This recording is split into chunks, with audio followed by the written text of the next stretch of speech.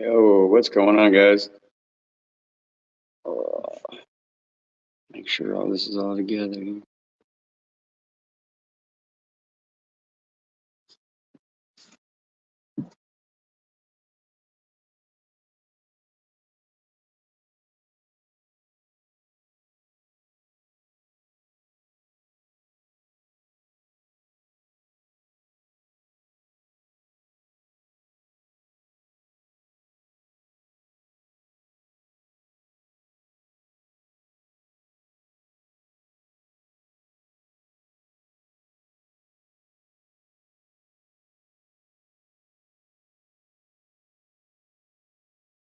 Beautiful Monday.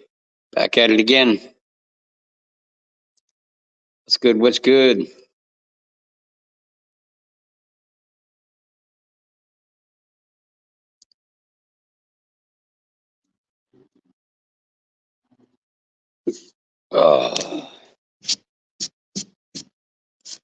Get things kind of rolling here. Get a few people to kind of get up into here. Hope everybody's having a good day today. Give Brandon a few minutes, get himself get up in here with me. Going to be going over a few things with you guys today, a little bit about some of the rules and things, and a couple things that we're going to try to start implementing this year in Basswars. Brent and I wanted to kind of go over that with you guys a little bit. We did get the buckets together. That old bucket challenge. Got a few of them lined up, so that's going to be pretty cool. Got 3 different buckets from different stores: Home Depot, Lowe's, and Menards. Believe it or not, Home Depot was the cheapest bucket. Thought that was kind of crazy. Less than $5 each bucket was about $5 a piece. Almost Home Depot was $4.50. Kind of crazy. $4.58 to be exact. With I think it was with tax. So it's kind of cool. Kind of cool. Oh, let's see.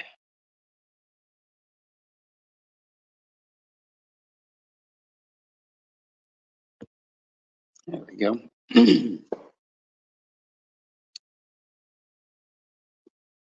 Oh, long day today for us, definitely here. Cold up here in Michigan. It's hopefully going to be a little bit warmer this week. Been excited for these shows to come out so I can start rolling some things through the lanes. Actually, went out and put my rims on the Suburban today to try to hopefully make the weather change. You know, if you start busting out all those plants and flowers and rims and tires and opening up things, maybe the weather will break loose and finally get free of this cold. Chomping at the bit. Chomping. Let me get.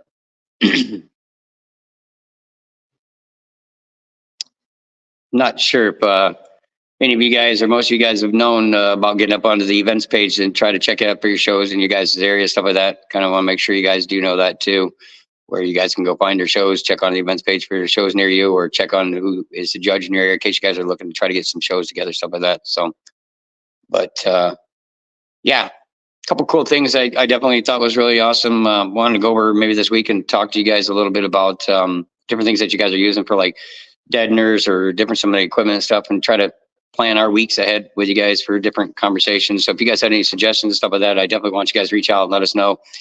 I have the opportunity to be able to do some things in-house here at the shop. So I can do some oddball testing. If somebody ever wants to come by here and do some stuff and put it on live or show some of their stuff off or go over some things or maybe do a practice run. We do that stuff here too. I thought about trying to maybe put some things up on some of the lives where you guys can get a chance to compare some things to what some people call certain builds or certain things or what's not considered stuff. It's for the most part pretty decently easy, but we definitely got the opportunity, like I said, with a full run and shop here and the ability to run the lives and that and run some shows too. I think next week we're going to do another show with Brandon comes up here. He's going to be hanging out and kind of go over some oddball things with some of the builds that we got. Got some pretty cool stuff to show you guys, some equipment, different things like that. I do get a chance to get my hands into some of the new equipment when it comes through. So it's kind of nice. You can always ask some questions. I might have had my hands onto it if it came through the market, or I might have put it into a build or something like that, or even the small stuff doesn't always have to be the big builds. You know, you guys are just trying to do little 212s or 210s or small box builds, some of that. You need help, man, feel free to always reach out to us. That's always an important thing, is knowing that you can reach out to your judges for you know, any kind of knowledge or help or some of that, even build related wise. You know, I mean, we got a lot of knowledge and a lot of good people in the group. So not just, you know, for Basswars stuff. What's up, Brandon? What's up, man? Sorry, I was running a little late. I didn't get dinner done in time, so. That's all right. But I mean, I got everything set up and got us rolling anyways. I'm showing them the bucket. Hey, it cost me $4.58 for the Home Depot bucket. It was the cheapest bucket out of them all. Yeah, which one was the most expensive? Lowe's and Menards came in tied. I believe they were all just under $5. Have you seen it? Are they all made by the same manufacturer? You know, so that I was going to go with that. I was like, if you look at this bucket, it's a Menards bucket, and the way that it's designed, and here's the Home Depot bucket compared to it. Not a huge big difference other than the ribs a little bit, and they're both really close, about the same height. And then we got the Lowe's bucket. It's actually smaller than all the other buckets by like 1/4 of an inch. But it's got a bigger lip, like right here. So yeah, We're gonna put them bad boys together, get a sub inside there. Thinking about putting cutting the ring and putting it inside, bevel it so that I can go inside, so I could put actually another board on top of it if I want, and put like a 15 into it if I want to try to get really stupid and big. Right. Hi, KK. Yes, I got them. I got the buckets, so we're ready to go get the bucket challenge kind of going. I got to get a bench set up more. I think Dylan has got a Trauma 3K that we can use. That's a Bluetooth. I could just hook to a phone. It'd be stupid easy to be able to just, use that instead of having to hook up a radio and a bunch of other stuff. Right. I could run Bluetooth right off of it. So that'd be kind of cool. No, yeah, for sure. 100%. So, I don't know. What all did you want to discuss tonight on as far as, classing or? Well, I know that we were trying to introduce the whole team thing, and that we were going to go over, and you and I were talking over the week, and that Billy had said, guys, run with it, get it going. There's something that we're trying to grow here with Basswars. So I thought, Oh, look at that. Team Wars. That's kind of what we were shooting for. Kind of touch base on some of the handicaps and the way Team Wars is going to work. Yeah, give him a breakdown of what it actually is first, Brandon. Kind of explain. So Team Wars is basically. I got my rules. You got 5-person teams. Obviously, if you don't have 5 people, you say you're at a smaller show or whatever, that's fine as well. You guys can, run maybe 3-person teams. Either way, we can do it. There is handicaps also. So, like, say you got a trunk build and you're going against a no wall build, right? The trunk build is going to have a 20 dB automatic handicap, where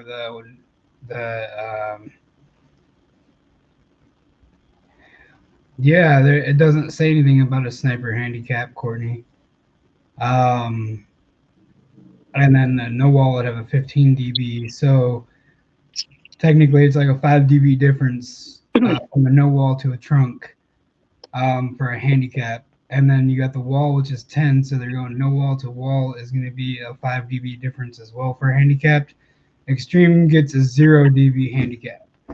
So, I mean, technically, I've seen some loud no walls. I've seen some loud trunks even last year. There's some of the no walls that technically I've seen that would, probably even beat some of the walls that I've seen.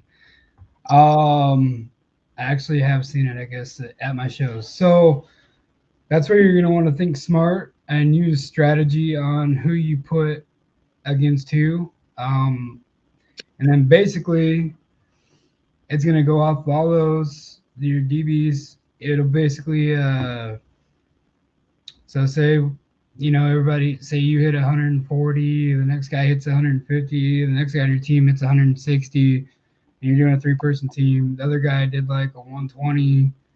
The other guy, like basically, so if the other guy does like a 120, you did a 140, but you're an extreme vehicle. I'm just saying, this is just an example. The trunk against an extreme is a 20 dB difference. So say that the wall or the extreme build would hit like 160. Say the trunk build hits 140. You guys would be broke even technically if you put a trunk against the wall, or an extreme vehicle. So your extreme vehicle, it's gonna have to be pretty loud. Sub 10 to you. Yes, and that is a 30-second average on music is what the Team Wars does. Yes. It is not a burp. It's not nothing like that. It's an on music, class, and it's going to be super important. I'd love to see this grow. I think it's going to be an awesome thing. I know Team Flex on them. Shannon Boom, Mr. Boom himself, he has got one going at the High Voltage show down there at Greg Kelly on April 27th. I know Shannon's going to be coming in hot, y'all. Yeah, there's a sample of a score sheet, but basically, what happens is those all after everybody runs, your guys' score will get averaged out, and then after they're averaged out, whoever's got the highest SPL out of the two teams is who wins. Um, also, sup Chuck? Also, with that being said, um, what we were really liking to see is so say Shannon, he's down there in Tennessee, right? Say Shannon calls out, we'll just say Team Allwall. Say he calls us out, either Indiana or Michigan chapter. Say he does either one. Um, and so what we'll do is we'll basically go down there, um, and we'll have to go to his territory, do a team war as a national team. Um, and then we have, and then basically what would happen after that is then he'd have to come up here on our playground and run it there too as another team war. Um, I know there is going to be a coin flip also involved, y'all. Um, so that's gonna be the not the home team. It's gonna be the visiting team. Basically, gets to do a coin flip and pick, heads or tails in the air, and then that's where they get to choose. Um, they get to choose their side of like what they want to do. How they want to set their lineup first. Um, so It is, and they can get it from the guidebook too. Like I said on the Basswars page, it is in the guidebook. yeah, so if anyone goes to, I can try to get it in here. Put a tag on the link to go to it. Yeah. Oh, I definitely messed that one up. Sorry, guys. I just put base. Yeah, my mind's at base. I'm sorry. Anyways, I am so sorry about that, you guys. It's basswars.org. I didn't throw a tag in there, but you guys can see what it is. You can go there. You can go through the whole guidebook and learn everything about it. What's up, Jack? I just saw your comment, Jack. I didn't realize you were there. Oh, Jeremy. What's up, Jeremy? Yeah, so basically you can go to basswars.org. And you can get all the information that you need on Team Wars. I know there's still going to be questions and how stuff works, obviously, as it grows and gets bigger. So yeah, like Jim said earlier, you can feel free to ask either one of us any questions or your local judge in your area. We are more than willing to go, do whatever we have to do to make sure you guys are comfortable with what you're competing in. There's pretty good examples on the score sheet that Billy put together on that, so Yeah. Jelly Roll and Tom Cruise going at it on the sheet here. So I mean, yeah, I guess it's. I think Oprah's on there too, ain't she? yeah, Marilyn Monroe. Yeah. Billy did an awesome job putting those stuff together, and Tiger Woods had the 180 though. He killed it. Oh man, Tiger Woods killed it, huh? It's that swing speed, man. I'm telling you every time. Yeah, so if you go to basswars.org and you look under the guidebook for Team Wars, you'll get to see Tom Cruise and Tiger Woods and all them people going at it in Team Wars. Even Jelly Roll's up in there. So it's always fun. It's always fun. Hey, don't forget Elon Musk. Even there's some Tesla, Tesla people. Oh man, yeah, you got some Teslas. All right. Robert Downing Jr. Don't mess with the Downing. Iron Man. Yeah, I did see that. He did a 174. Not bad. He probably had them Boss 15s or something. Yeah, maybe. Yeah, so I don't know. You guys basically in classification, just in general, just so everybody knows. I know not everybody understands. Not everybody's in here right now, but I'll go over it with y'all. Classification is going to be what it says on your amplifier, what your amp says. It's nothing to do with what it clamps. So if you have a Terra amp Bass 8K or an MD 8K or a 8K Big Boss or the Smart 8Ks, it doesn't matter. It's going to be considered an 8K amp even if you only clamp 4K out of it. You'll still be in an 8K and under class or a 10K and under class technically. Unless you want to go into like the leash classes, then you're clamping. Then you're clamping. You can only go up to 5,000 watts and any frequency. I mean, you don't have to have that 53 hertz cap. Every other class other than leashed does have a 53 hertz frequency cap. So 53. Yes, 5.3 exactly. Yeah, man, I can't wait either. I can't wait to see what Flex on them does this year, man. I'm sorry about it being a little dark too. The lighting's a little weird over here. Unleashed is between 20 and 60 hertz. The Unleashed demo. Yeah, that's for extreme vehicles. Yep. Unleashed, demo. That's an extreme class. Yep. Hurricane Unleashed is 0 to 19 hertz, so we have that too. Yep. And then we got like a 20 to 29 hertz.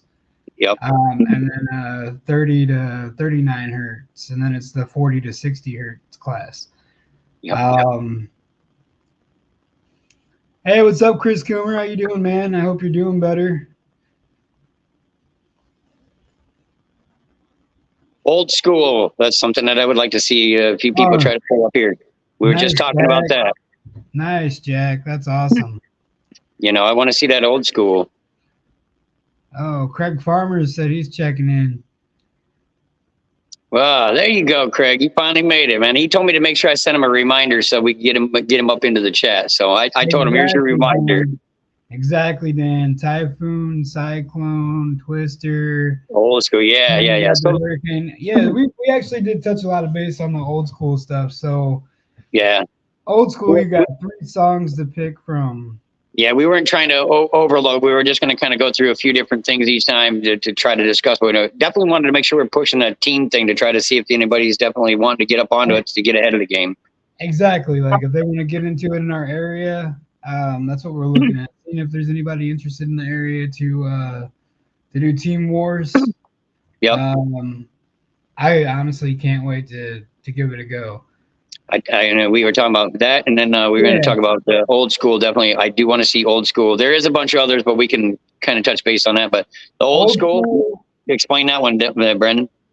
Old school's got 3 songs, so I've been doing it since last August. I still don't know the 3rd song. I'm sorry, guys. I know that it's "Dirty Diana" by Michael Jackson, and then you got "Flashdance." Yep. Don't know who that's by. And then Irene Cara. And then what? What's the by next Irene one? By Irene Cara. Okay, so by "Dirty Diana" by Michael Jackson. "A Hard Habit to Break" by Chicago. That's it. And all 3 of those songs, none of them can be rebased. They got to be like the original version. And I believe that's on the windshield. 30 seconds. What? Is it 30 seconds? Yep. During the 30-second peak test, the doors must be shut and windows up. Yes. Windows up, doors shut, and meter on the windshield. 1 foot over from the passenger A-pillar. Yep. And 1 foot up from the top of the dash. Correct. Yep. 1 and 1. Yep. That is correct. Thank you, Dan. Thanks for throwing it in the chat, because it's like I said, that "Hard Habit to Break," for some reason, I always forget that one. I tell everybody the other 2 all the time. But most of the people that do it in my area, they always run "Dirty Diana." So, like, every time somebody does it cool, it's typically "Dirty Diana" is the one that they're going to run. Well, in my area. Craig Farmer, Team Resilient Sounds, Michigan. Team flexing on him, throwing it out there. Oh, Farmer Boys audio. I see it now. So I'm finally seeing the comments come on my line now. Jeremy, he's over here talking crap. He said, "I know 418 sound cubes. It'll be junk. Hee. I don't know anybody that runs SoundCube. No, I never know. Nope, don't know a guy. I used to in the Cobalt for a long time. So, I don't know. I mean, is there any classes that anybody in the chat has concerns about, or that I'm that just you're gonna interested roll with in? it, or that you're interested in, or you're curious how they work. I know a lot of people that follow it. So Craig says, so question. I understand no rules in Base Wars, but what's the rules for me to do a headrest score in front of the B pillar? You can set it at the headrest, or you can use a stand, a custom stand, which I'm sure Jim has a custom stand. Being you are a Michigan guy, so you can do that. It's just got to be in front of the B pillar, anywhere you want. There is rules. I mean, there's still structure. There's guidelines. I guess not really rules. There's guidelines that you got to follow, Craig. But I do have a jig for a headrest score. I guess I could bring a standard, jig if okay, so somebody wants to request. he was told at Slam that he couldn't. No, I I don't know. What? I don't know about, like as far as I know, is in front of as long as it's in front of the B pillar, we could put the mic anywhere, correct? I mean, unless we had to have a jig or something stuck to the window or something, or we could create something. I know. Yeah. I mean, Dan's in here too, so I mean, Dan could give some insight. He's been doing it longer than me as well, so I'm still fresh. You're really fresh. If Dan O'Brien, if you're still in here, maybe you can give him some insight. But I mean, I do have people that ask if they can do it at the headrest. What? As long as it's in front of the B pillar, right, Shannon? Doesn't matter. I'm just curious on like how we would actually hold the meter. Like, I guess Oh, to be okay. honest with you, Wait. Dan says we somebody. don't.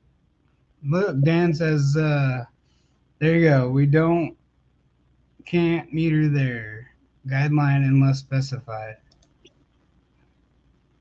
Well, I mean, we could put somebody in a seat and they could sit there and hold the mic. Yeah, that's hot seat. That'd be a hot seat class. So, I mean, that's what I'm saying. Like, I know that's one way of doing it. We don't. Okay, so there's not a specific thing saying that you can't put the meter there. It's just you're not going to be loudest there. We'll put it that way. Yeah, I mean, headrest score versus a kick score. You're definitely going to be probably louder in the kick score. Definitely. Are you trying to get something in particular, Craig? Or are you just trying to utilize it during the testing, for learning from that? Or So, what's your point of wanting to do there? Or do you think that you are definitely louder there? I mean, I don't know, but I've seen some weirder things. So what I was saying, Craig, I saw you said lost connection. Sorry, can I get it repeated? Yes. So another judge here in the chat right here, I just posted it up. They don't have a can't meter their guideline unless it's specified. So technically, you can put your meter there as long as it's in front of the B pillar. It's probably gonna be louder in the kick for sure. Yeah, I think you'd want to put in the kick or in the center section or behind the cubby in the corner. Slam and BW at Slam, but I was told no headrest. Yeah, I mean Shannon's got a point too. Like hot seat, man, that's a fun class. I love seeing people on hot seat. And that's why I brought that up for me, because you can get somebody to sit there and just hold it. You know what I mean? And maybe you might be louder, lower, higher, or something. You're really louder there. Yeah, I mean hot seat's like 30 seconds, music. I can tell you what though, Craig. With us with Basswars, you probably got a better opportunity to be able to put that meter in the kick panel in somewhere else that you're not normally using it or doing it. With us here, Basswars, I bet you we could probably find you a spot in that kick panel that's actually probably louder than you think it is. Chances it's harder but fun. Yeah, hot seat's definitely fun. It is harder, but it is fun. I see Daryl Nova get hot seated almost every time at my shows by Chris Gordon. Chris Gordon's like, I'm all the demos you would want, right? Yeah, Chris Gordon sits there and just hands them out all day, and I mean that's just what he does. Like when he comes out to the show, he comes out and does his thing. So, and I enjoy it. That's it's part of the fun. We try to have fun with it. And Dan's got some good ideas for you, Craig. He said he'd definitely check the frequency again, test all over. Is the best advice I can give. Kick, dash, side, dash, center, headrest. Try all of them. It's trial and error. You just have to keep Just going get and with going. just get with me up at one of the shows, Craig, and we'll get a chance to throw that meter around in there and play. I'll bet you find out there's some spots in there that you haven't seen or done or gone into. Hey, Mama Boom. Mama Boom's in the house too, I guess. How's Mama Boom doing? Jack says most cars are loudest in the kick. Mine is 5.5 louder than the headrest. So he's got 5.5 dB gain by putting it in the kick than he does setting at the headrest. Yeah, but see, I mean, like, there's a lot that goes into that. Like, it could be with the door shut, door open, window open. I mean, like, there's so many variables in there. But I'm telling you, the pressure, if it's fired properly going into there, you're going to be within that region. You're going to want to be down in that kick area. You just got to find out where it is that you're getting it. Awesome. That's good to hear. It's good to hear, Mama Boom. And you got Bell said hers is almost 6 dB different. Yeah. Yeah. And Mama right. Boom's got her new build coming out. I'm kind of curious to see how that one's going to go. Some aren't, though. Some are not that much of a difference. Yeah. I imagine, though, I have seen where it's not always in the corner of the kick. I've seen it where it's focused in on over the center, like the Honda over here behind us. We've been doing the last testing. I can't get any further past with the SBO with this one, and I did get it fixed up now, so it is playing again. Found out the gain on the Salt 6K, one of the gains knob, the potentiometer had a problem in it. So, but we can't get over 159.2 because the windshield just sits there and just throws out all the pressure and I'll lose it. I don't care if I play it on music or burps anywhere at all. But if you find a different spot, I mean, like, seriously, that's the cool part about it is it could be anywhere, maybe even in the driver's side floor. You know what I mean? Like, yeah, and honestly, I've seen a lot of people's builds. I don't know why, but be louder in the driver's kick than it is in the passenger side kick. And in Basswars, that does not matter. You can put it in the driver's side kick. Let's find those DBs. Yeah, find them. Yep, exactly. You got to find every little bit you can find. For sure. And yeah, I mean, it is what it is. I mean, it's a learning process for sure, Craig. And as Dan said earlier, it's gonna be test, and try different things. And it'll consistently, you'll find out where it's consistent at. You'll find out. Who wants to? Oh, I'm sure she will. I'm sure she will, Craig. Said Mama Boom's gonna be a 60 plus all year. He said he's got money on it. She said 139. Somebody's lying here. Come on now. I mean, yeah. Which one is it? Is it Shannon or is it Craig? Which one? Shannon said it's only a 139.9. I can post it up right there. And you got. I think Craig's trying to play it up now, guy. Dang it! Come on now. Jeremy says, "Put new glass in the Honda, embrace it." Yeah, no, I hope you do. I really do. I would love to see. I mean, yours is a what? Yours is a no wall, correct? Mama Boom. Yeah. Yeah, that's awesome. It's awesome to see them no wall step up and do over 160 dB, man. I'm like, it's so cool to watch. I mean, it's just like, man, I remember when it was hard for some walls. There's still walls that don't hit 160 dB. So, and then Jack says some cars are only 1-2 dB louder in the kick. Don't think I have seen a headrest score louder than a kick score though in the same car. Hey, what's up, Kenneth? It's better to be late than never, brother. Glad to see you in here, man.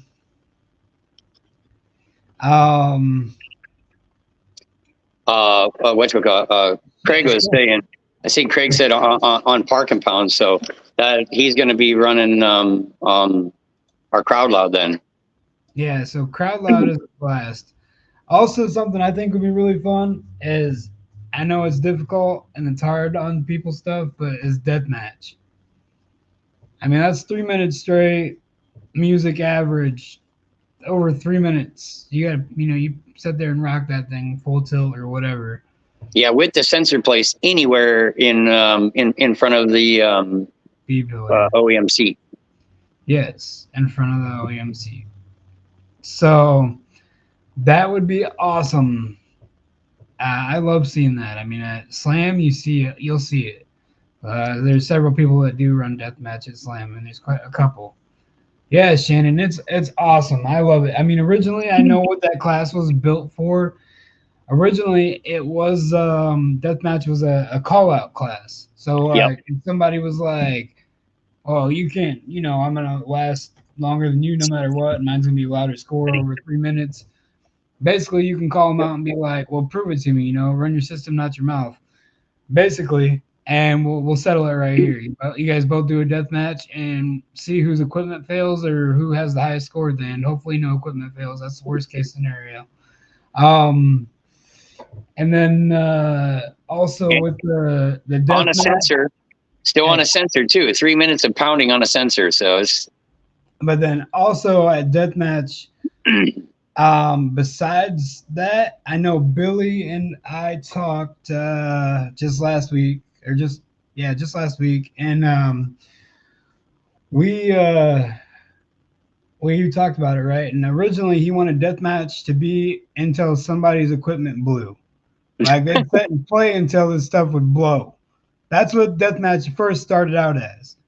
No smoke, you're choked. Yeah, that's the way exactly it. And then Craig Farmer said, also another question. If I go to boat seats in my truck or razor seats, does that change my class? No. No. That won't change your class. You'll still be in the same. He's thinking basically going to get put into an extreme class because it's not the same as the OEM. And no, that's not how it works. No. So extreme is going to be like, a steel dash. You got everything like it's, full on Lexon or whatever windshield, 1 inch thick windshield. Like doing an actual full extreme cabin is what's going to get you an extreme. An RP Patel build. Yeah, like RPs is an extreme. So, bolting the door shut. Yeah, correct, Shannon. That's mainly only in other leagues, other orgs. That'll throw you under the bus for changing out the seats. So hey, now, what? They don't always do that. I mean, come on. Gray areas, Craig. Gray. That's what Dan says. Jeremiah says gray area orgs. That's a great way to put it. I 100%.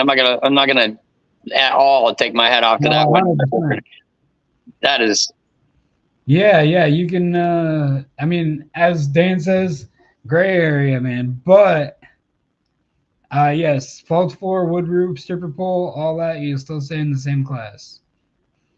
Yeah. Basically, it's going to go off a cone area and what your amp says on it for wattage. So you start bolting the windshield in, bolting the dash in, bolting the doors shut, getting steel everywhere inside that thing. That's extreme. How about leash no wall? That class have to have a stock interior. No, I don't think. No, the leash no wall won't. You don't have to have a stock interior. I know that you had. It's well because it says stock cabin in the rules. Stock cabin 5,000 watt class. Soundproofing can be used. Wood can be used as long as the cabin appears to be stock. Okay, so I guess it just depends on your version of stock and not stock. But you can do what you like behind the panels. As long as so in the front, like it just needs to appear. Like if you put wood and everything in it, and you still throw carpeting over it, and you put everything behind it. I mean, whatever in the cabin area. Like I says, do what you like behind the panels. So you're gonna put crap behind the panels and still make it appear like stock. You know what I mean? I mean, yeah. Because it says soundproofing can be used behind, wood can be used as long as the cabin appears to be stock. That's exactly how it's worded. Right. So. Like, yeah, I mean, if you have, you can't change out your dash or nothing and expect to be in a I guess. Yeah, no, behind it, hide it, but make it look like it's still original. Like if you got in, you wouldn't know it unless you had to take something apart to find out that it was Yeah, there. I've even seen people melt down that Vibraflex and pour it down their firewall.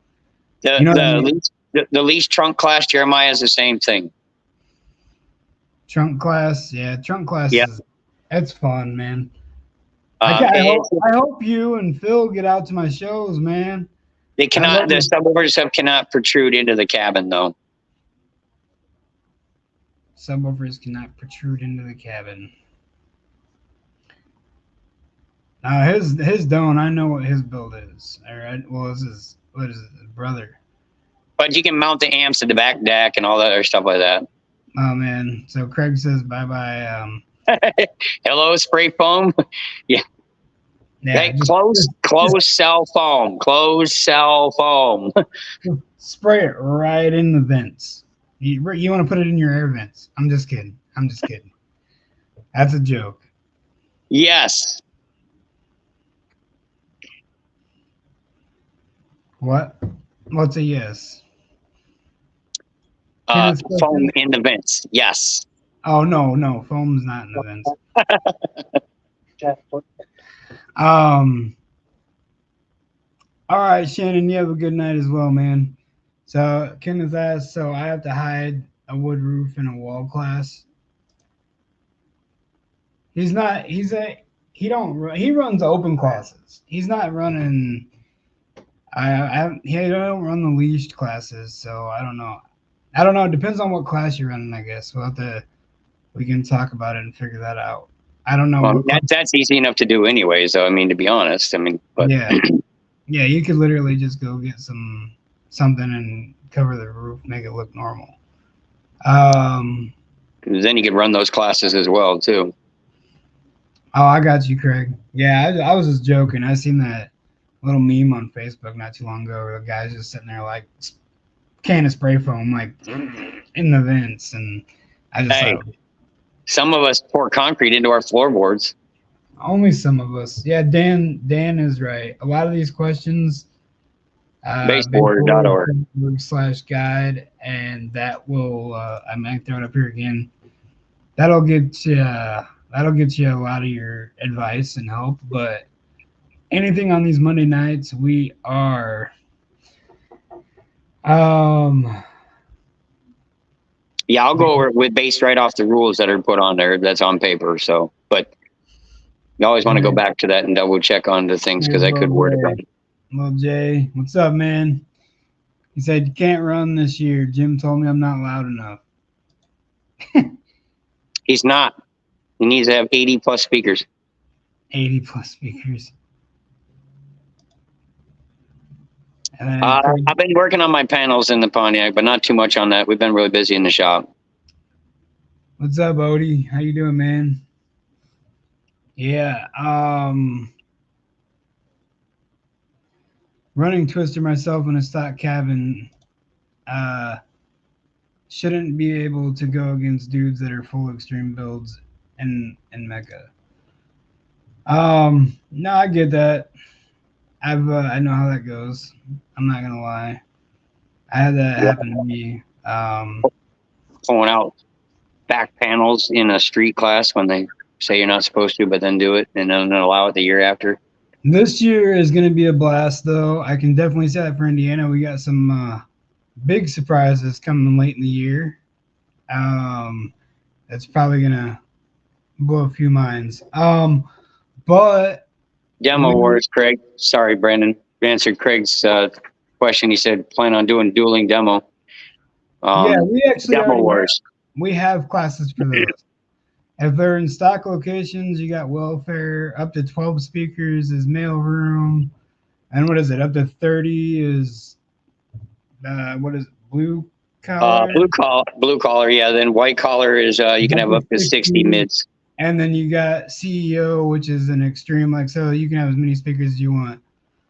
Yeah, what's up, Bodie? Yeah, Demo Wars is absolutely fun, man. It's a blast.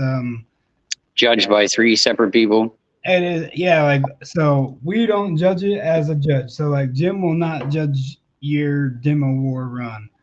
it would be 3 people out of the audience or the crowd or everybody, competitors, whatever, that he would pick 3 random people at the show, and then he would basically they would come up to him and let him know who they thought won that. So what would like a super street be to in stock location? I don't know. I don't know. Just gonna go, Craig. You're gonna go basically by your speaker count, no matter where it's at. Just based on speaker count. Even in mailroom, which is only our second class up, it can be anywhere. You can put speakers under the car. You can put speakers in the grill.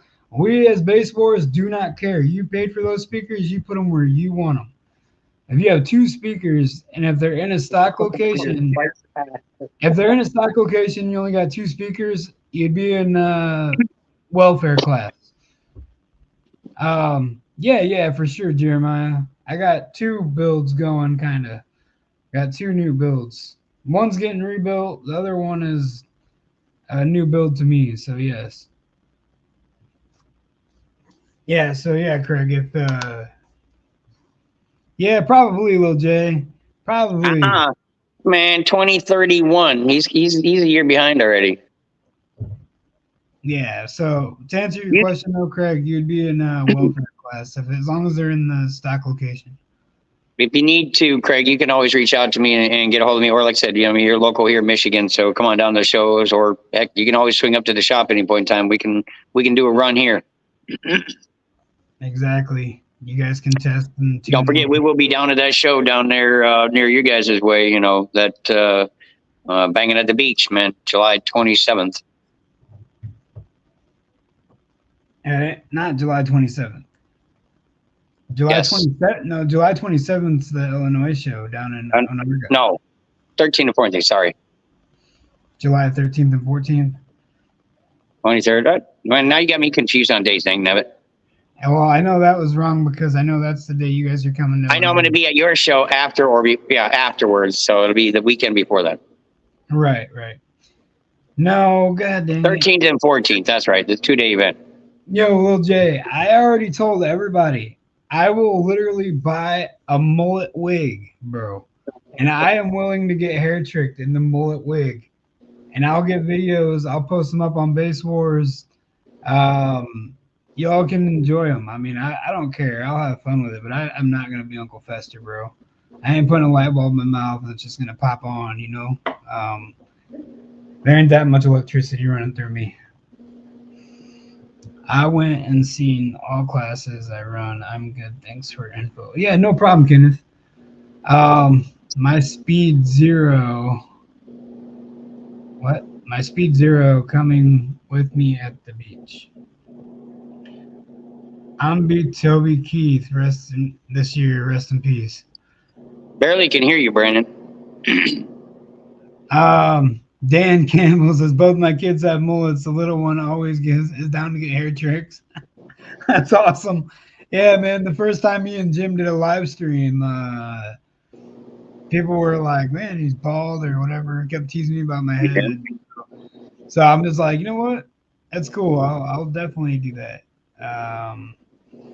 I'll do something. Brandon, fun. You're really low on your voice, man. I don't know why I would do that. Oh man. Okay.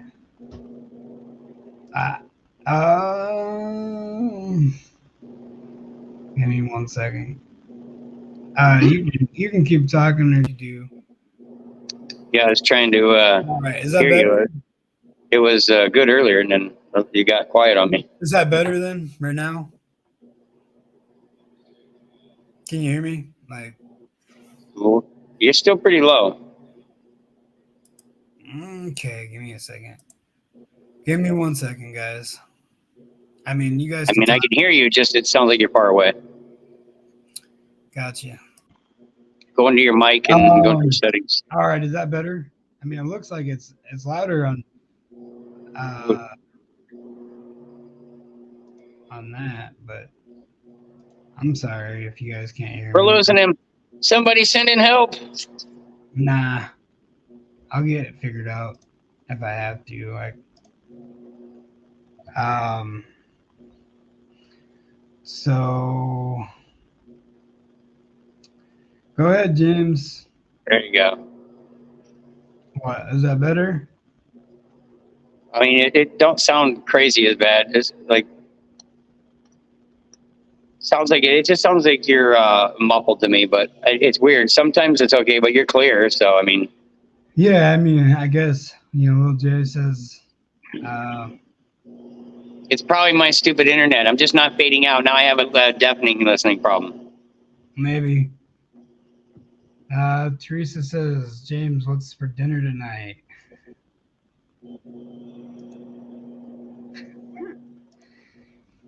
All right. Well, yeah, Lil J. Thank you. Thank you for letting me know. Thanks, Dan. Yeah, I wasn't sure. I don't know. I mean, is there anything else you guys have on your minds, or I know like this is gonna be a fun season. I've got like a little over 30 shows on my agenda already for this season. It's definitely going to be a good year. I can't wait to get it started. My first Yeah. show is literally March 16th. So next month, guys, it's going to be at Marion, Indiana, at the Ballard Soccer Fields. And then I'll have another one on the 23rd. That's going to be in Home cooked Plainfield, food. Indiana. What? I said home cooked food. That's what's for dinner. Yeah. Pork and chops. Yeah,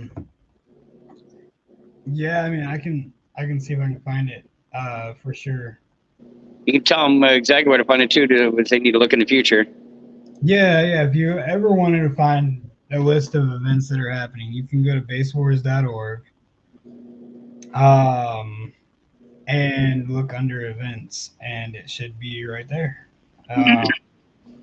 And you can you'll be able to know what's happening in your area or when the shows are. Yep. Okay. For sure. I'm looking. At least here. the ones that are already designated. I mean, there might be some that are not put up there yet. All right. Yeah. That's 100% sure. Because sometimes they just don't get put on there yet.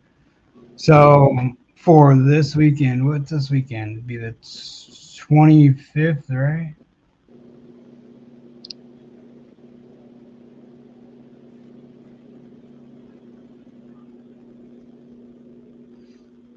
Yeah, I'm pretty sure it's the 25th. Man, I gotta figure this out. I'm looking at the events right now, man. Give me 1 second here. That's interesting. Yeah, let me know, Craig. Anything you need to get put together, or we get something set up, and you're ready to lock something in. We'll try to squeeze a date in. So try to get it in there before we already have something locked in. I don't know why I'm not being able to see it. I'm sure there is some events, Odie, but it's not showing me anything for this weekend. But I'm sure there is shows this weekend. I mean, it's showing me my shows that I'm going to be having coming up. It's showing your shows. I mean, it's showing a lot of people's shows.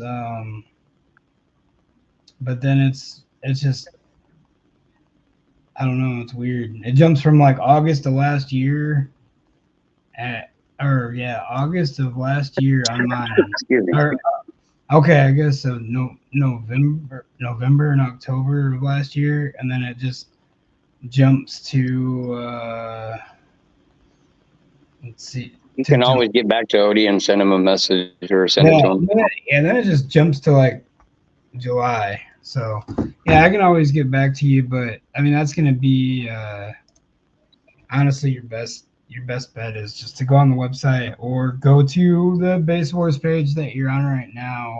I would assume the red and black. What's up, Jeremy? And you can find them in there too. So How many shows to be qualified for Worlds? So that's a great question. Good thing to bring up for a lot of people. You need at least 5 shows in this season. And they all have to be in the class that you're planning on competing in at Worlds. Or you can also, you can compete in multiple classes. So, Yep. thank you, Chuck. Yeah, he said this is a great show to learn. Yeah, Yeah, we no, definitely want to try to make sure everybody knows everything that we can. yeah, this is something that me and Jim and myself we've talked about over the last week, and we're like, you know what, this next show, I want it to be a show that we both kind of agreed on that we want people to, learn the rules, learn the classifications, learn how everything's set up. I know a lot of you guys that do run Basswars already do know, but some people that come in here don't know that it's not what your amp clamps, it's what the amp says on it, and it also is by cone area. Right on, Chuck. Yeah, I mean that's awesome. I know we appreciate you coming on out. Um, what area are you located in, Chuck?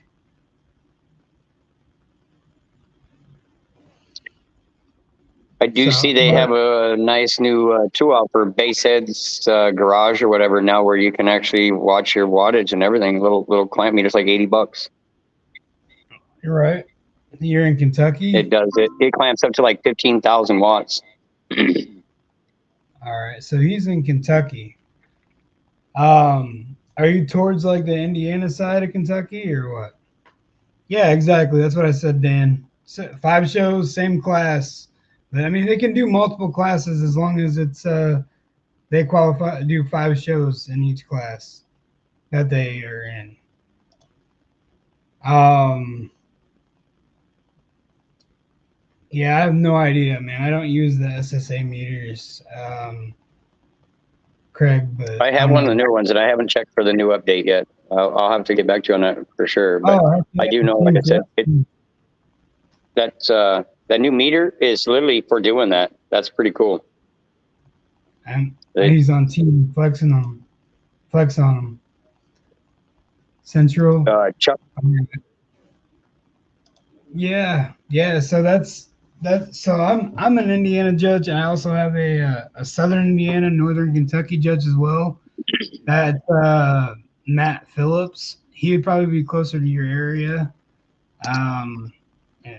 As far as, and then I think you got some people. You got Pop Tart. He's in Nashville. So I mean, it just depends on where you're wanting to go. But I'm telling you what, some Tennessee shows are pretty lit up, man. I'm telling you, there's a lot of cool builds. But 1.5 hours to Indiana. Yeah, I know he's located in Bedford, Indiana. He travels, he takes basically everything south of Indianapolis. That's his area. Is there a fee to demo? No, there's not a fee for demoing, and there's no spectator charge. Spectators are allowed to be here free. Oh, right on, Chuck. Yeah, high voltage would be. You want to answer Justin's question there, Brandon, real quick while I look this up? Yeah. Did you see Jack's question? Yeah, I'm gonna get the page thing for him real quick. So yeah, as far as spectators to park, it's never normally cost anything. And there's normally no fee to just demo. Sometimes there is gate fees, because but whatever the gate fees are, if it's like a big event or a big thing, the gate fees, that's just going towards the venue. That's not trying to get extra at any competitor. We're not about that. We're all about like if you ask anyone, it literally is just to bring fun back to the lanes. It's not. That's why it's so laid back. It's structured, but it ain't like over and beyond what it needs to be. It's that happy medium where everybody can still come out, bring what you brought, and have a good time. Jack, so I can answer your question real quick. if you go on to baseheadgarage.com, that'll give you all the answers you need to that. You'll see. It's got it's a 9583 meter thing. I don't know if you can see this or whatever, but baseheadgarage.com, and it's actually a meter that's right there. You can actually wireless base knob they have there, and now they have the watt meter. You can actually read your watts. It's pretty cool. I believe it's like 80 something bucks, something like that, whatever. It's not that bad, but I mean, it clamps up to 15,000 watts. So if you're going to do more than that, you need two. Yeah, baseheadgarage.com. Yeah. So Lil J said, are you doing the bucket challenge tonight, Jim? No, not tonight. Yeah, we don't have, I don't have the bench set up.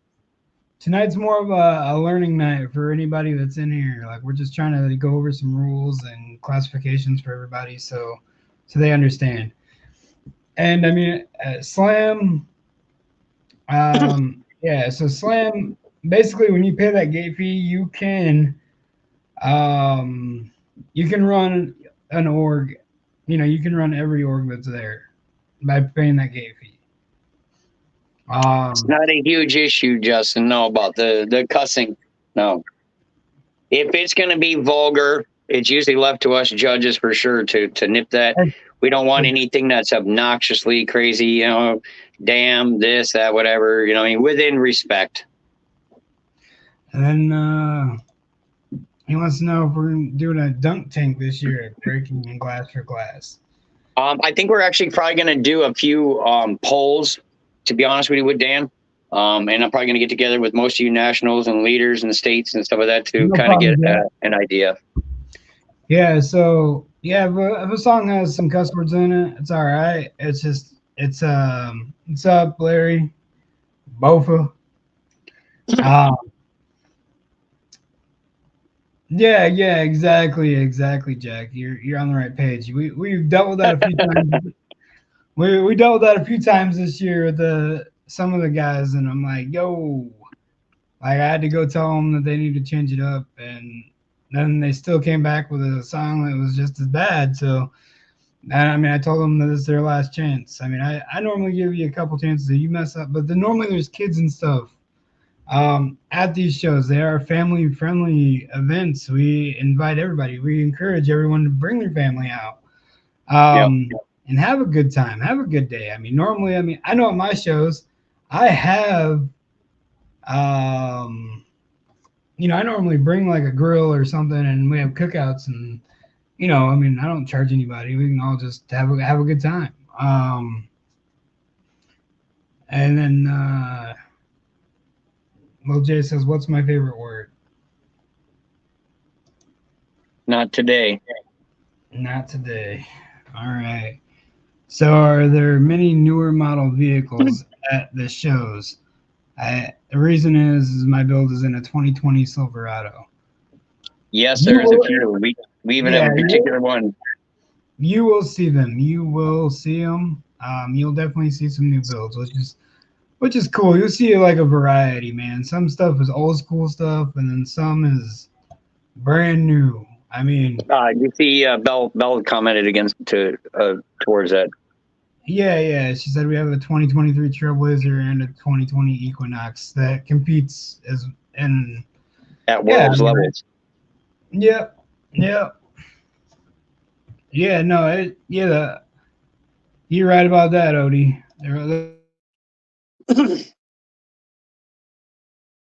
Them old cars were built different. It's true. That's true. Old cars were built. Yeah, we got the 2023 Trailblazer was top 3 champion for Worlds last year. And you got Jeremy in a world 2014 Mazda CX-5. Yeah, it's just an old turd. It's just an old turd. Yeah, it's a red turd. It's a red turd. It's code red. That's exactly what it is. I agree. I'm 42, so I've been around. Yeah, for sure, Chuck. Like the older vehicles are just I don't know. They were built different for sure. Odie is 100% dead on that one. Yeah, Lil J says, poor guy. Dan says, he Shitbox Nation, O2 Yukon. Jeremy says, I got my rice. It's my rice cooker. Oh, that's great. All right. All right. O2 Sierra, my Lil J. And don't make me fire up both of these as Honda in here and show you a rice machine. I thought you were already gonna. I'm just kidding. Yeah, 03 two-door Blazer. Yeah, I remember yours, Daryl. I remember when a 150 was loud in DB drag. Yeah. Yeah. Yeah, we got. I remember doing 144, 145 on 410s in DB drag back in the 90s. Hey, you know what? I don't know. Both of your Honda is technically more rice than my Cobalt, but my Cobalt sounds more rice than your Honda. I was doing that in a 1990 Ford Escort, the GT body style. The Honda popcorn machine. Yeah, it's called that because it pops windshields every time. Actually, you can still see my score on DB drag because it was the one and only time I ever competed with DB drag because they got me really pissed off. Odie says, Jim, which cars?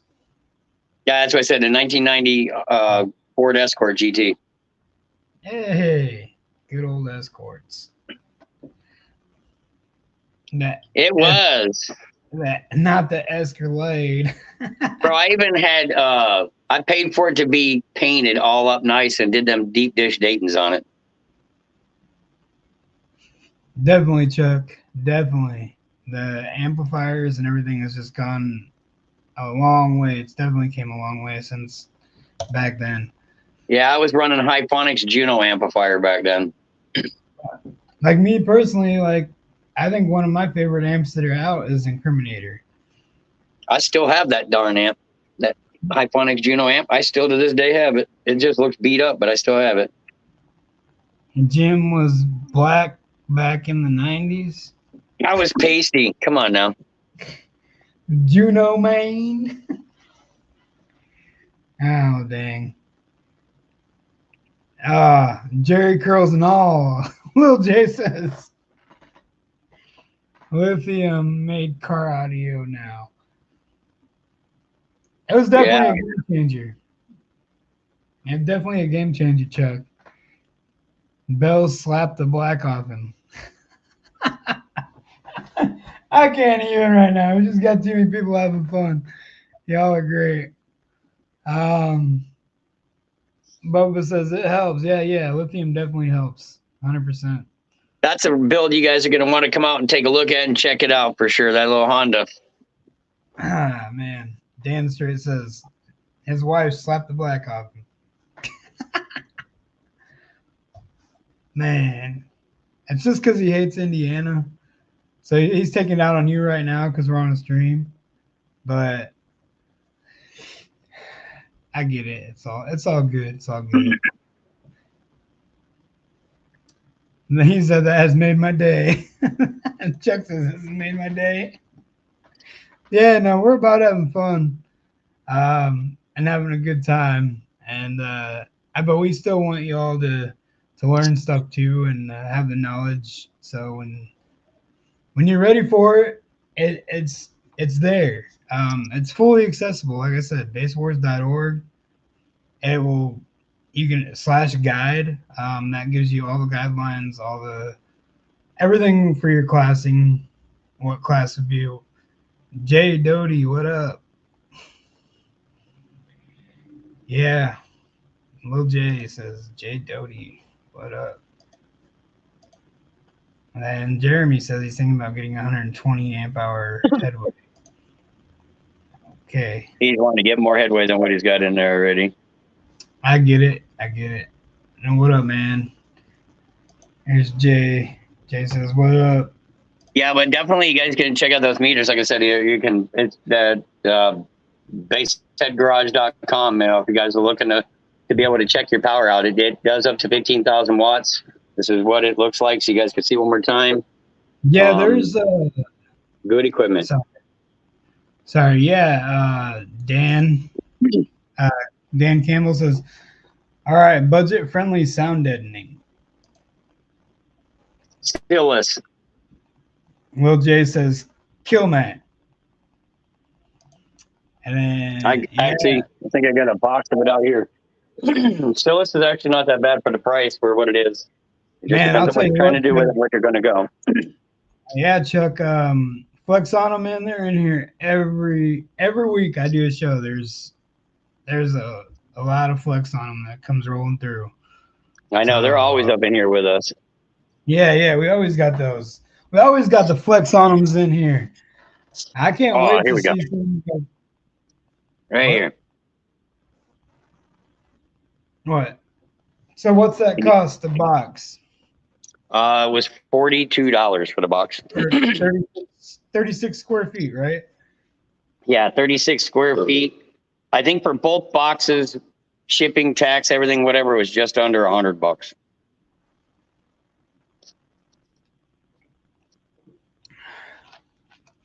So. Yeah. I mean, yeah, Killmat is budget friendly as well, but right? Yeah, I mean, it's all that stuff pretty decently. Like I said, I didn't have no problem with the Stillness. I think it works out pretty good. It's all about the level that you're trying to take your deadening game to. So.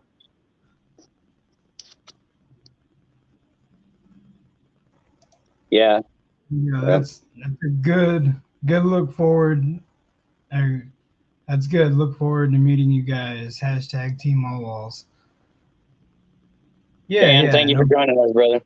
Yeah, we appreciate. We always appreciate everybody, man. Appreciate all you guys that come in here, say hey, give us a like, a thumbs up, a share, whatever you guys do.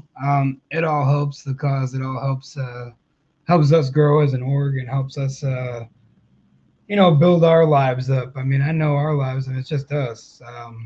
I mean, I know on Wednesdays is Dan, which he was in here earlier, full of knowledge, good guy. Him and Melissa do a live every Wednesday on the same Facebook page and YouTube page. And then on Thursdays, Billy, the owner, and Jimmy Pittman do a live together. Yeah, Blessing of the Bass. I'm sorry about that, little Jay. I was just trying to get that out. But yeah, Blessing of the Bass. He said everyone needs to come to this event. Yes, Jeremy. Me and you, or you and I, technically, will be up there. My HOA, I bet, hates me, but I'm loved here. Ha ha ha. Is the Homeowners Association. Hate him, but he's loved. So, that's good, Chuck. I mean, at least you're loved. He just has to hide the car every night in the back garage. Yeah, somewhere. Exactly. Hide that thing. He's like, what? I don't know, no loud car. I heard him go by too. You let me know. We find that guy. We're gonna beat his windows in. Yeah, right. No, that's good that people like you around there, man. Yeah, the HOA, man, they can be a headache sometimes. Yeah, but, especially if your grass is 1 inch longer than what it's supposed to be. They banned me from on the community Facebook page. That's funny. That's funny, Chuck. You got banned from the HOA Facebook page. What were your guys' first systems? I'll let you go first. Mine's just ridiculous. But. Mine's more ridiculous because I didn't even know about, I didn't know nothing about bass. I was driving and heard it when I was at high school. And I had to get a demo from a guy that I chased down in my car from lunch, left the high school parking lot, rolled over there. And because it was so loud, I heard stereo system before, but this drew my attention beyond belief. That night I went home, took my home stereo system out of my bedroom and stuffed it in my ride. Gotcha. get it. 2 of those Kenwood 12s in a little tower, and I went to Radio Shack and bought a $55 Audio Vox amplifier. Yeah, so for me, I had a bunch of mixed match subs. I'm not even gonna lie. I had one of those Jensen Fat Boys from back in the day.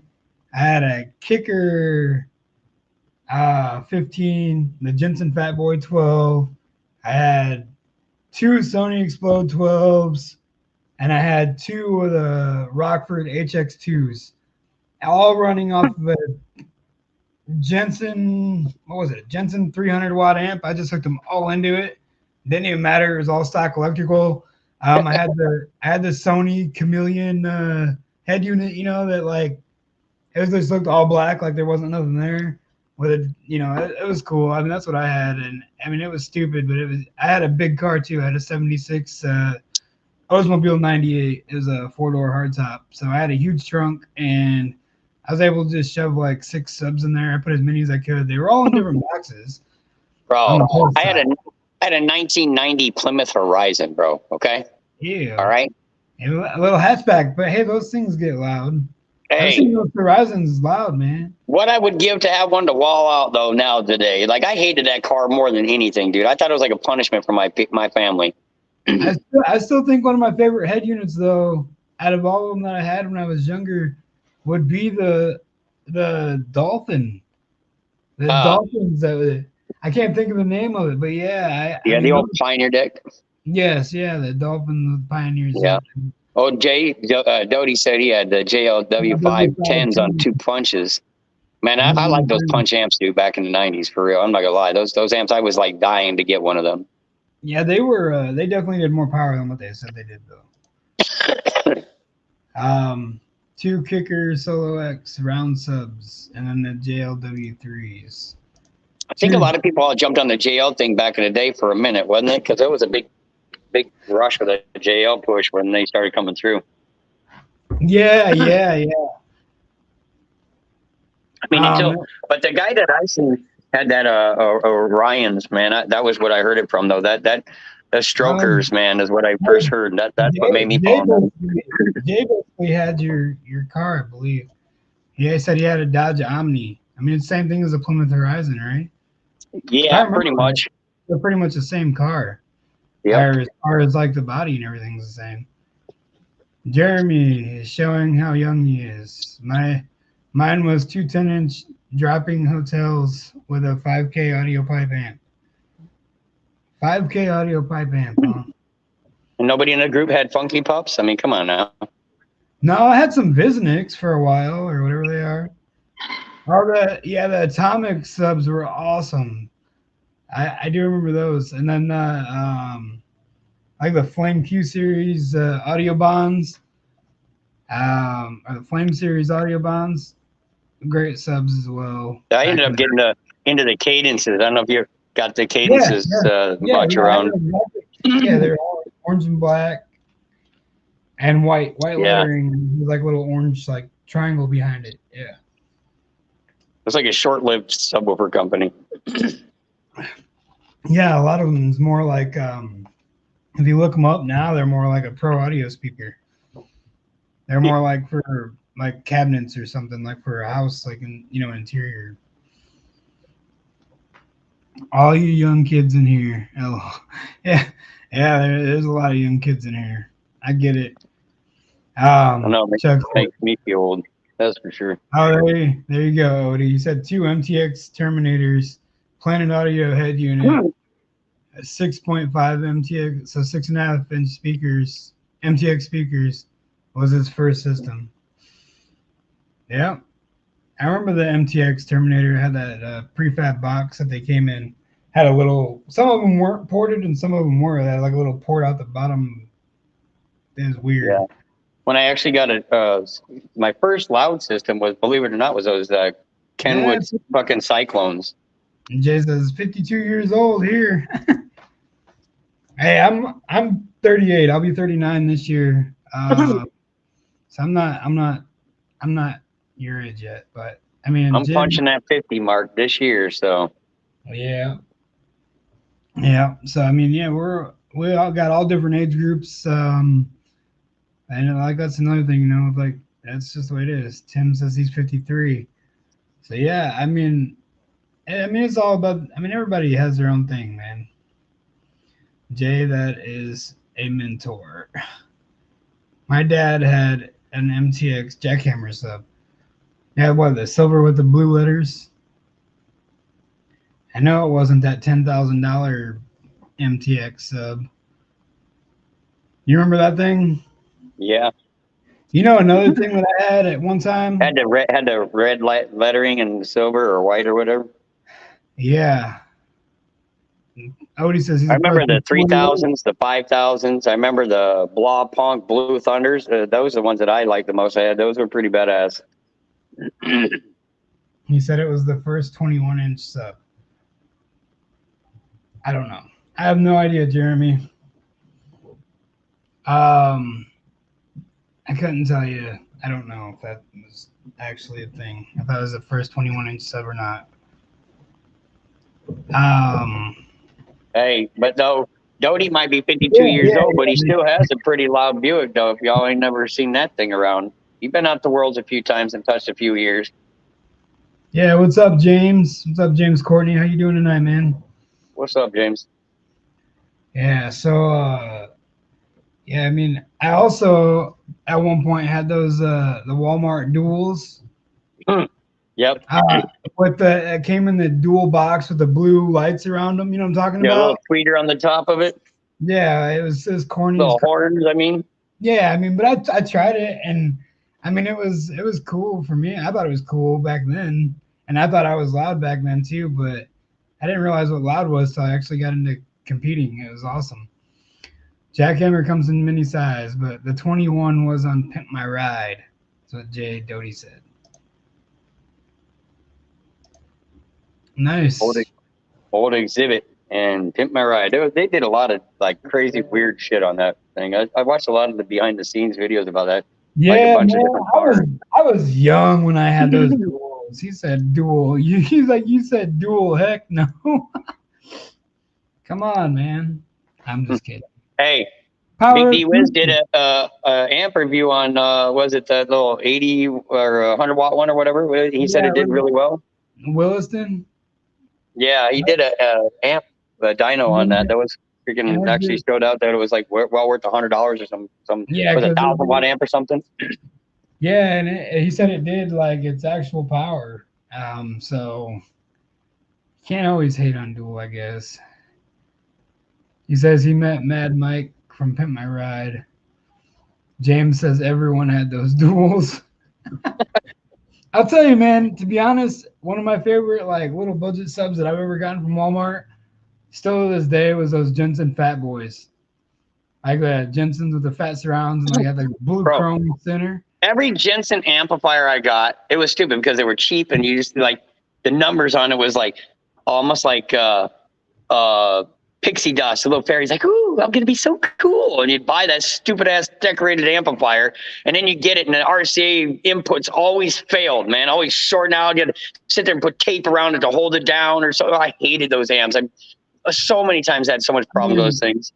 And what about road gear and Yeah, road gear. V3R VR3 amplifiers? Like, remember they were like one of the first with that clear plexi top, and you could see the actual guts of the amp. I don't know, that thing was awesome. Yeah, Doty said Sparkomatic. You are not wrong. Oh my God. Yeah, Those you were right about that. But Roadmaster. Those things had so bad interference when you ride that around, man. It would like, yeah, 100%. You're right about that. Yeah, the duels was my best setup ever. I'm not gonna lie. That was my yeah, loudest yeah. part. Odie said the same thing about them RCA. Bro, I'm telling you, every one of those amps had boo boo RCAs, man. I'm telling you, boo boo. Hear Yeah, me, boo for boo. for sure. They were boo boo. They were. They were. But I'll tell you another thing though. Another thing. I didn't see anybody mention it, which I'm surprised because It's a brand a lot of people get when they're young. But it's kicker. The audio box. Radio Shack. Audio box, bro. Radio Shack subs. Yeah. Radio Shack sold a lot of that crap. Remember back in the day, Radio Shack, What's up, Kyle? Jay can tell you because Radio Shack sold a lot of that crap. And it was actually, the amplifiers were actually true MOSFET amplifiers. They were legit, like they would double their power. Yeah. I don't know. Like, I'm surprised nobody said kickers, man. Yeah, Chuck says, yeah, kicker comps was tough. 2 realistic 8s on an acoustic 190. I'm 50, that was in the 89s. Heck yeah. That's cool. Optimus, yes, that definitely. Hey, everybody had one of those too. Remember when they came out of the Optimus EQ? It was like 4 inches wide, had like all the little lighted up lights on. You could push them. It was red, it was green, yellow, and something else. You could change.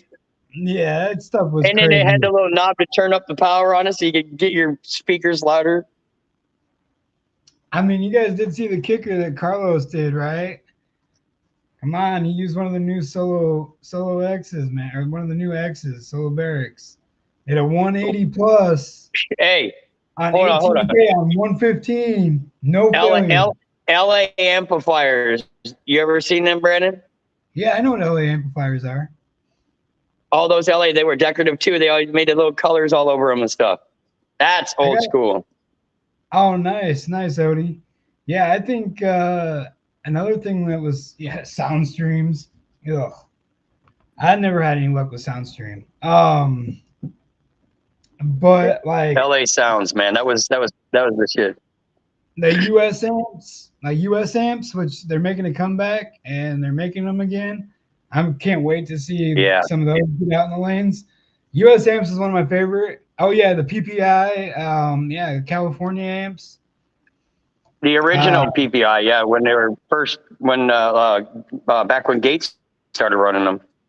Yeah, and then you got you remember the California amps? Yep. Yeah, with Laguna. It said the Laguna or whatever was the one. Yeah. And then you got Lanzar. You know, Lanzar made a few random amps too. Actually, Lanzar and then a Dyer or ADS. I don't know if you ever used ADS or not. That was if you were trying to get into more SQ or some of that, ADS was out there. Or Nakamichi. Yeah, Nakamichi exactly. was like the high-end decks and stuff you could buy. Dang, Will Jay, he says he has a California profile amp. That's awesome. I just hold on to it, to be honest. I love those things. I even have an old directed amplifier here. Oh yeah, directed was something too. Now they got ATG. What is it? Audio to go. That's what they're called. Doty can tell you all about that. He got them over there in Muskegon. A lot of them over there. They sell them over there. The ATGs. Yeah. In the deuce and a quarter. I was looking at US Amps AB class. They're like 1,200. yeah, they're expensive. But they're a very good name brand, I guess. This is a name, but they also produce. They do what they're supposed to do.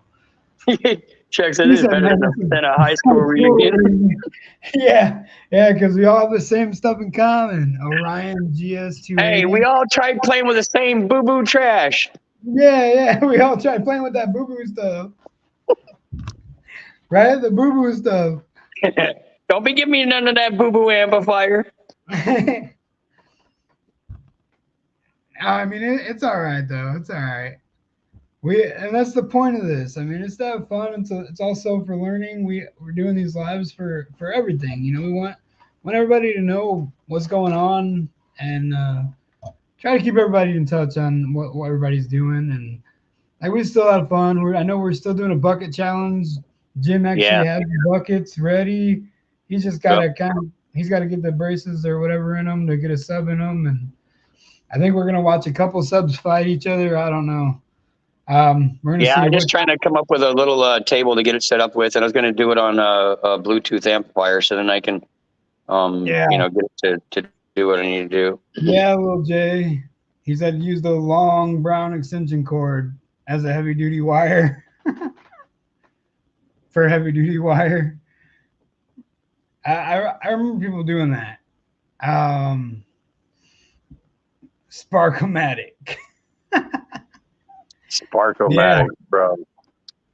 Yeah, and then Cody said build a box without knowing anything about boyhood. That worked half of the time. Right. Run your battery through the door. Yeah. Oh yeah, I've done that before. Power wires through the. Oh man, forget putting it through that stupid black accordion. Yeah. I'm just gonna run it through the fender well. Yeah, I've done that. I gotta say I've done it before. I can't lie about it. I have done that in the past. I was young, but I have made it work like that. Or it's like people using the trunk latch for the ground. I remember my first wall I ever did. I drilled holes into my gas tank. Door jam army. That's right, Jay. Little Jay says 8 6x9s all wired to the deck. Yeah, yep. Yeah, I didn't realize that the screws when I was putting them through the floor, because I was trying to do overkill on it and had 2 1-inch sheets of wood and I had 3-inch screws and I didn't think they'd go all the way through and into the top of the tank. And in that stupid horizon where the hump comes in, I put one straight down. I mean, like it was so perfectly straight down, and it went through and poked a hole right. Each 3 screws across the front of that plate that I did poked a hole in the tank. They just barely poked a hole enough that I could smell the gas. And I was like, what the heck? And then I was so mad. Jeremy says, you guys make fun of my wiring job and you guys did worse than me. Yeah, we were like 11. I think I was 17 years old, man, when I started doing that, trying to put that in there. I wanted to be the. I was hooking up stereo systems when I was like 15. So, like, I mean, in Indiana, when I was 15 years old, I got my license at 15 instead of 16 because my family owned more than 3 acres of land. So in Indiana, when you own more than 3 acres of land, you can get your license at 15 due to them considering it a farm because it's over 3 acres of land. So you could get a farmer's license, which is what I got when I was 15. So I was already driving and had a license at 15. So, but like now, I don't think it's that way. I don't think they do that anymore. I think Michigan had a rule for it. If you lived so many miles away, you could drive. It was like a young age, bro, like 14, 13. It was young. I mean, yeah, anybody can go field driving. I mean, if you really want to. But we owned a camp. I mean, look how far we've come with all the things that we've done, and look at how far amplifiers and stuff has come over the years. You know what I mean? I mean, we got square subwoofers. If you'd have told me we were gonna have square subwoofers back in the 80s, I'd have laughed at you. I mean, they even have triangle subwoofers. There's triangle subwoofers out there. Yeah, we even got subwoofers that are made out of blades, steel blades, like Bowen's doing and stuff. Yeah, I mean, that would be a hard one to figure out the cone area. Is that a triangle?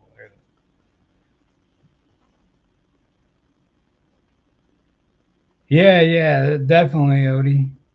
This is definitely I got old high school memories for all of us. Like, carbon fiber, epoxy on the cones now.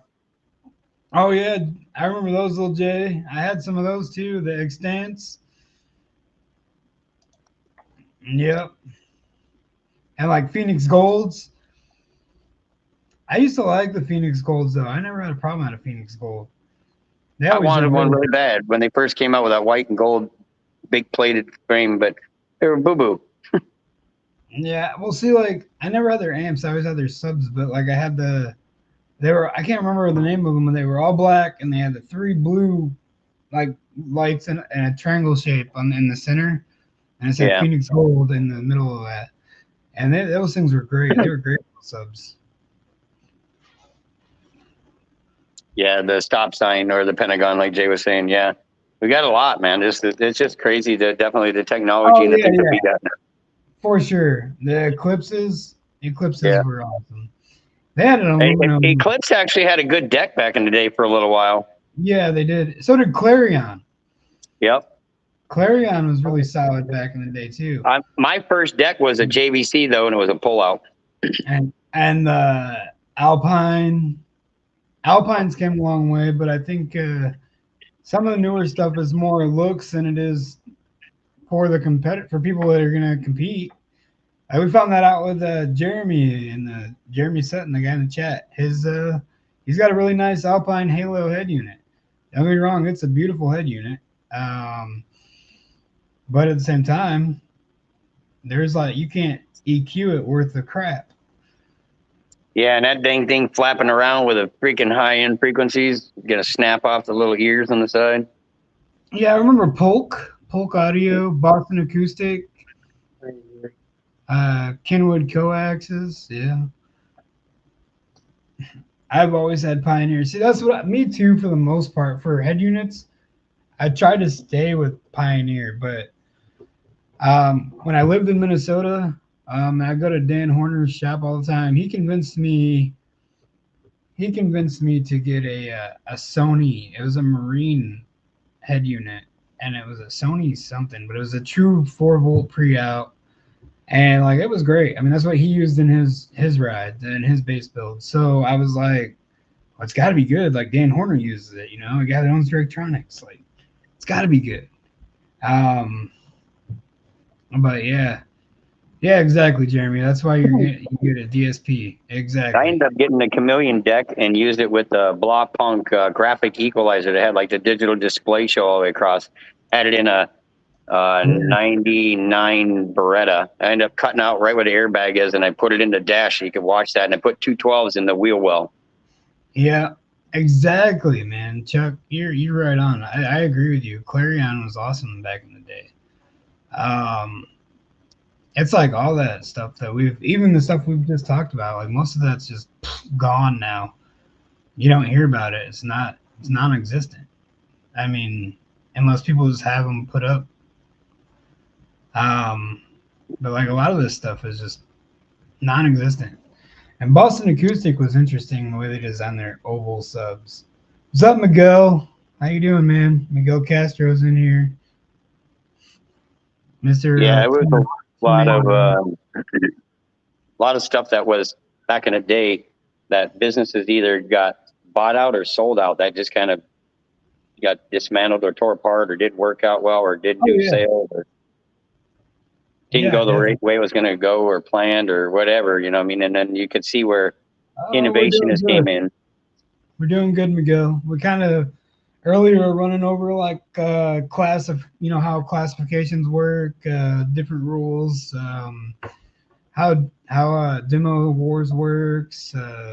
Pretty much we went over quite a few classes, more than we were thinking we were going to go through, but people in the chat had questions about other classes, so you know we're right here. That's what we're here for. We answer them. So yeah, we're doing good, man. We've had a really good stream, and everybody's been really active in the stream tonight. We were just kind of bringing back the old days, you know, the memories. We're trying to figure out like what was your first build, like what do you remember from back in the day? Like what piece of equipment really stood out to you, or something that just stuck with you? I mean, we were talking about the California amps, US amps, all kinds of stuff. I mean, Pole, Boston Acoustics. It was interesting. Yeah, for sure. Old school, man, is what created new school. Yeah. So it really has, Chuck. It's like everybody's like, man, it's like a high school reunion. Better than a high school reunion. You know, we're all just talking about the stuff that we love doing and the stuff that we've had experience with in the past too. So, and Miguel says, I tried back in the day to take my parents' VHS recorder to record my stereo system. Had it up on my shoulder, trying to record my ride on a VHS tape. Right.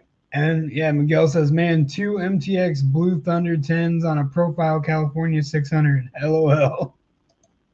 Girl, I did have the Blue Thunders. Those were so dope. I love the way they sounded back in the day. Yeah. No, I remember our mixtapes. You know, we didn't get the burn CDs.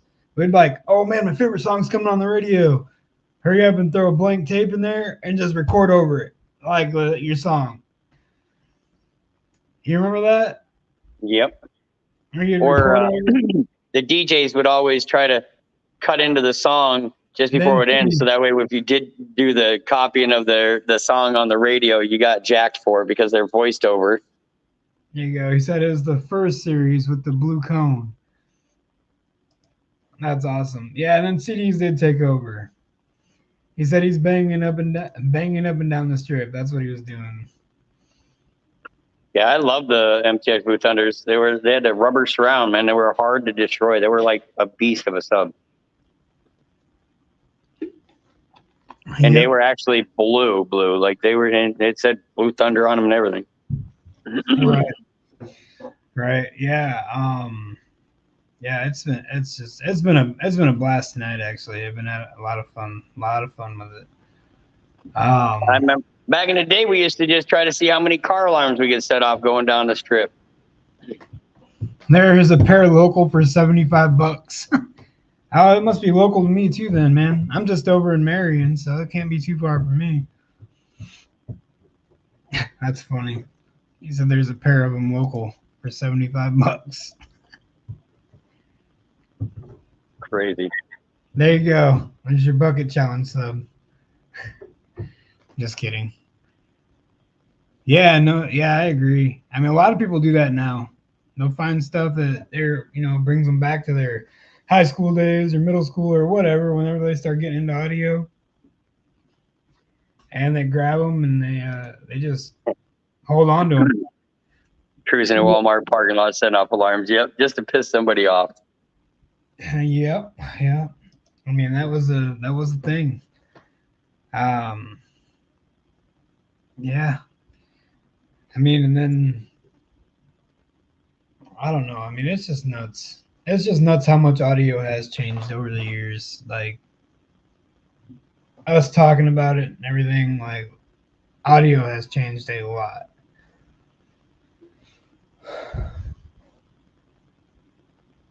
We get to remember where it came from. That's the cool part, man. All of us old school guys, man, we got a lot of time on our hands to be able to reminisce and go back over. But there's some great builds and things over the years that we can reflect on or say that we've seen that hasn't even made it out or isn't even anywhere still around.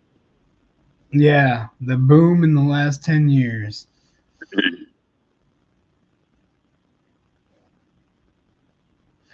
Yeah, everything's changed within the last 10 years, it seems like. It's just weird to me because, like, right now, knowing audio, it's like we could, you have to, wire your subs to the right mode, right? I know back in my day, or back when I was doing it, when I was young, little, whatever you want to call it, teenager, I mean, I would just throw every sub I could on one amp, and I didn't care what the mode was. And I never had no issues, but back in single voice coil subwoofer days. Yeah, exactly. They were all just single voice coils. You just plug them all into the same one. And yeah, exactly. He said 150 was insane. Now 170 is the new 150. Oh. Well, I better step my game up. Yeah, it is getting up there. And now you can do everything at 12 volts.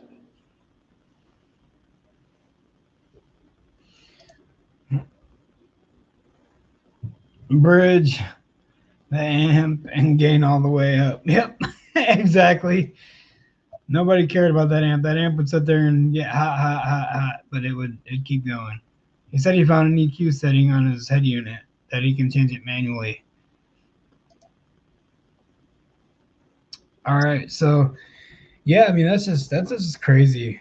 Yeah, I remember those days though. You put the amp gain all the way up because at that time it was like, ooh, it's louder when you turn the gain up. So, but we all know now that the gain is not a volume knob. You know what I mean? The gain is not a volume knob.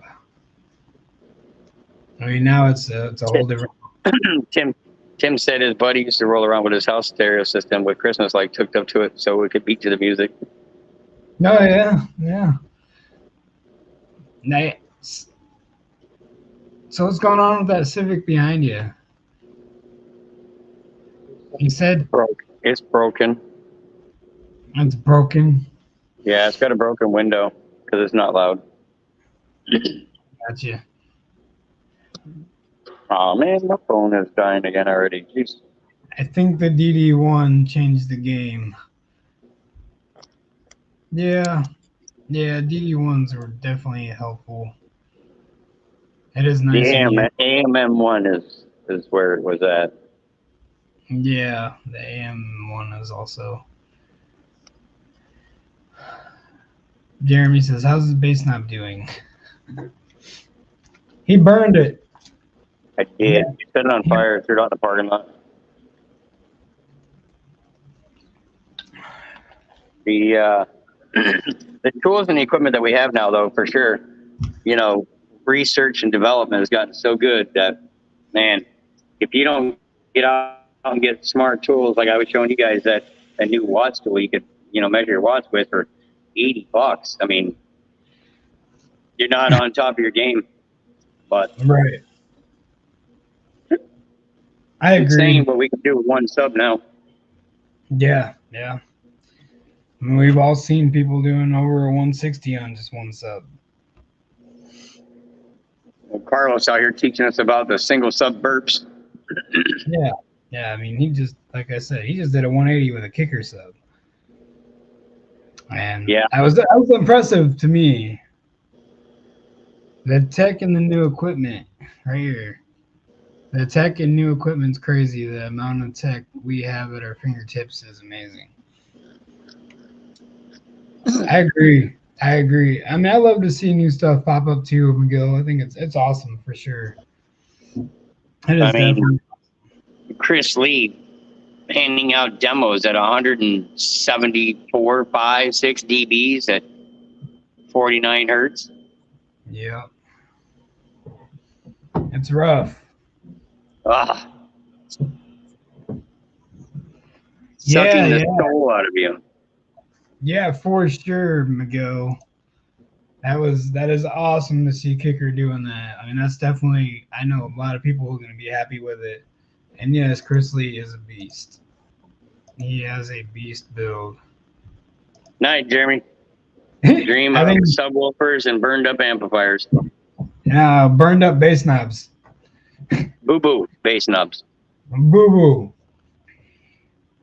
Miguel said that's the only demo that he's tapped out on. It's Chris Lee. That we're gonna make that the what is the word for the day? Boo boo. Boo boo, because we all figured out that certain equipment is boo boo. We literally went through multiple different things of equipment, and just, you know, we've all been there. We all had to start somewhere. We all had to get somewhere in life where it was something that we all enjoyed. And that's basically where I'm at with, you know, hosting Basswars and doing that is, is just having a good time and everybody doing their thing, you know. I mean, we all enjoy the same hobby. Let's just have fun with it. Like I ain't trying to deal with drama and all extra stuff. But yeah, you better calm down there, Jeremy. Keep it up. I'm gonna burn those 18s. I didn't burn your bass knob. It was Jim. So I was it's boo. Go burn something else. Go burn Jim's stuff, not mine. Yeah. Can't help that he, you know, he put a mod emblem on a bass knob and it turned into boo boo. Yeah. I'm not the one that burned up a Stephen Meade 8 slot bank. Come on now. He said it's your idea. Remember that? I think I still have evidence of it right here. Somebody burned up a fuse holder. Mm-hmm. Oh, melted it. Remember? Melted it. Yeah, it did get melted. It's not too terrible though, right? I mean, if you don't have, he said it got hot. Obviously. My wife says I had a midlife crisis spending so much on car audio. Man, I don't think it's a midlife crisis. I think it's just it's expensive. And if it's something you enjoy Hey, doing, it's like like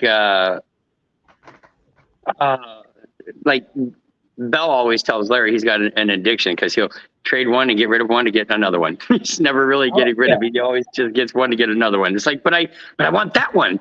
No, wait, I want that one. Oh, no, I want that one. It's just an addiction. And if you guys come to a lot of the shows this year, the people that we are talking about, and some of the people that's in the chat, you'll get to meet them, and you get in person, and you guys will get to know each other, and it all comes out to be a good thing. So yeah, a lot of good guys to hang out with. A lot of the people that's in the chat right now, I mean, we know them personally. I mean, they're family, friends, people that we teammates that we consider, family. So I mean, Chuck says I could have spent $8K on boobs, but I can spend the same on car audio. I said I spent $8K on boobs. I bet it didn't. It's smart. Oh, dang, Chuck. Now you're getting in a whole different place. It is March 16th. That didn't go over so well. And yeah, it's March 16th, Sophie. March 16th, Ballard Field, Marion, Indiana. Be there at B Square. Just kidding. I'm just messing with you just because I can. You can be Octagon too. We don't care. Yeah. You can be a stop sign. You can be whatever you want. No, it is, and that's what I wish a lot of people in audio would realize. It's all about having fun. We all do this because we all enjoy the same thing. We all have the same love and passion for this hobby.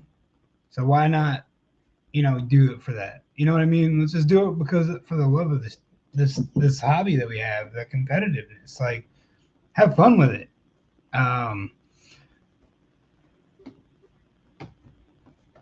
Well, oh, okay. Okay, that's fine. So, yeah, we gotta be cutting her down here in a minute anyway. We're gonna get heading out. I would love that. That'd be awesome, Chuck. I'd like to meet you, man. I haven't met you in person, but it'd be cool if you came up and attended that show. It's the first show for 2024. Not technically the season, because the season starts the same day our Worlds is for the season before. So, but it is the very first show for this, after the snow, basically. First show is spring. Always Slamology too, so. Yeah, I'll be judging at Slam also. I'll be at Slamology judging. Jim will also be there. Our team will be there. Yeah, we'll have our team out there. We'll have some rides out. You guys just check us out. It's Team All Walls. Yep. Come hang out. Yeah, come hang out. Come find us. Whatever. You guys can come hang out with us. I don't care. It'd be cool to get to know everybody. Yep. You'll be there, Chuck. All right. That works. So yep, I guess for sure. James, what, your phone's dying?